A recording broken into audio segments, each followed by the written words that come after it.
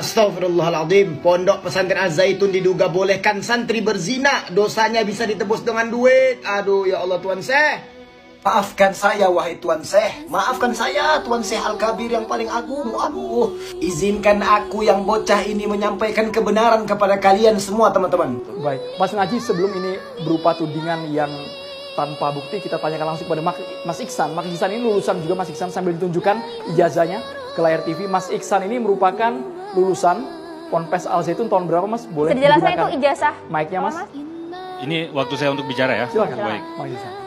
Ini saya tadi udah catat beberapa hal ini karena ditayangkan di TV nasional ini bahaya banget. Tapi sebelumnya saya kasih tahu dulu, saat kejadian kemarin sholat Idul Fitri itu, orang yang paling pertama, alumni, sebelum Masken atau sebelum siapapun, saya orang yang paling pertama bikin konten di TikTok yang mempertanyakan ini kenapa begini sekarang Syekh Panji Gumilang, sholatnya kenapa begini gitu ya kan. Itu ditonton oleh 3,6 juta kali tayang di TikTok, akun TikTok saya. Itu yang paling pertama. Jadi maksudnya saya ini bukan membela Syekh Panji Gumilang, tapi saya ingin menerangkan seterang-terangnya dengan sejujur-jujurnya. Jadi apa yang dituduhkan oleh Mas Ken tadi itu banyak banget yang keliru. Nah, jadi hari ini itu yang paling berdampak dengan apa yang terjadi adalah kami sebagai alumni Al-Zaitun. Karena satu-satunya yang legal atau formal terlihat di masyarakat itu ya kami gitu. Kami punya ijazah, kami di profil Facebook, di LinkedIn apa semuanya kami pernah sekolah di Al-Zaitun. Begitu. Dicantumkan, Mas ya. Ya, dicantumkan gitu ya. Nah, kami posisinya sekarang tuh seperti sandwich. Kami nggak setuju dengan Syekh Panji Gumilang apa yang Syekh Panji Gumilang lakukan sekarang. Tapi juga kami bukan apa yang seperti yang dituduhkan oleh Mas Ken. Yang bagian mana, Mas? Yang tidak. Mas Ken itu selalu bilang di sana itu bicara tentang ibadahnya sholatnya nggak diwajibkan, puasanya juga nggak diwajibkan. Ibadah haji tadi. Nah, ibadah haji juga. Jadi praktek-praktek itu Mas Ken tidak diaplikasikan ke santri atau yang bersekolah di sana. Jadi kalau Mas Ken dipraktekkan itu di mana gitu. Jadi bukan Al-Zaitun kan gitu. Di Al-Zaitun itu nggak ada praktek-praktek yang demikian gitu. Jadi adapun praktek yang Mas Ken maksud mungkin yang di luar Al-Zaitun yang satu di pun tidak ada yang benar itu, Mas Iksan? Apa? Yang tadi disebutkan oleh Mas Ken, satu pun tidak ada yang betul? Tidak ada yang betul, apalagi yang tuduhan di podcastnya Mas Ken yang mengatakan bahwa jika membayar 2 juta dipersilahkan zina. Ya salam. Zaman Anda itu tidak ada ya?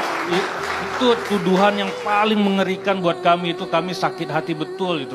Kami sebagai alumni ya yang pernah belajar 6 tahun di sana itu, ini orang kok berani-beraninya bicara kayak gitu. Ini kita dituduh apa sama lingkungan kita, apa tetangga kita, sama orang tua kita, mertua kita, semuanya. Anda dari tahun berapa hingga tahun berapa? Saya dari tahun 2000 sampai 2006. Itu tidak benar, tidak ada sama itu sekali. Itu tidak ada benar sama sekali. Itu?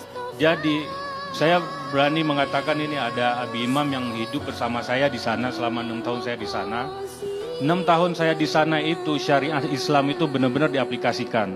Ya, saya untuk khotib Jumat aja itu saya harus melewati 2 pintu yang diseleksi betul materi materi dari khutbah saya itu harus diseleksi betul sampai lolos gitu, materinya tuh nggak menyimpang dari syariat kayak gitu, nggak seperti hari ini. Makanya kalau hari ini tuh saya juga bingung itu, makanya kami alumni yang hari ini tuh bingung kenapa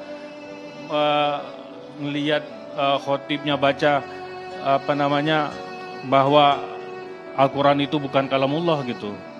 Qala Rasulullah fil Qur'anil Karim kayak gitu. Ya salah lah, itu kan kalamullah, mana ada qala Rasulullah. Jadi kalau menurut Mas Iksan, kalau yang sekarang kan bahkan muazin saja bukan menghadap ke kiblat tapi menghadap ke para santri. Ya. Kemudian ada imam yang mungkin perempuan juga. Itu ada videonya, Mas, viral pula di media sosial. Tidak bisa dibantah kalau sudah viral di medsos, Mas. Betul. Makanya kalau saya nggak akan membantah apa yang terjadi yang ada di video yang hari ini.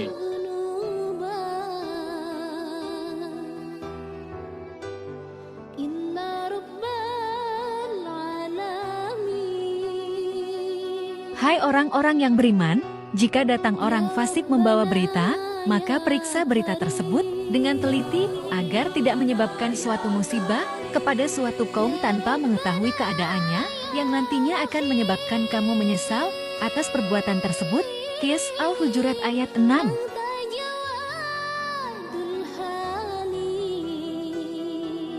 Begitu tertutupnya mata hatimu wahai manusia, wahai rizki, sehingga engkau ikut menyebarkan berita fitnah ini ke kalayak follower kamu. Sungguh kejinya kamu, dengan tidak memikirkan puluhan ribu santri alumni Al-Zaitun, padahal kami sudah mengatakan itu hoaks. Kau tetap menyebarkan.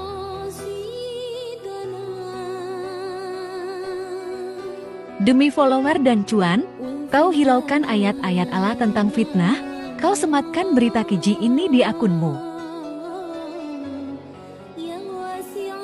Fitnah itu lebih berat daripada pembunuhan. Surat Al-Baqarah ayat 191. Maka dari itu, fitnah adalah perkara yang wajib dihindari bagi seorang muslim karena larangannya begitu jelas dan nyata. Sesungguhnya orang-orang yang ingin agar perbuatan yang sangat keji itu, berita bohong tersiar di kalangan orang-orang yang beriman, mereka mendapat azab yang pedih di dunia dan di akhirat, dan Allah mengetahui, sedang kamu tidak mengetahui.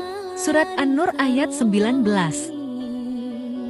Segera bertobatlah kamu wahai manusia, wahai Rizki Habibullah, berhentilah membuat atau menyebarkan fitnah, mohon ampunlah kepada Allah yang Maha Pengampun. Minta kami dari puluhan ribu alumni Al-Zaitun dan ribuan santri Al-Zaitun hanya ini. Berhentilah menyebarkan fitnah keji ini dengan menghapus berita fitnah ini dari akunmu. Semoga Allah mengampunkan dosa kita semua. Alhamdulillahirabbil alamin.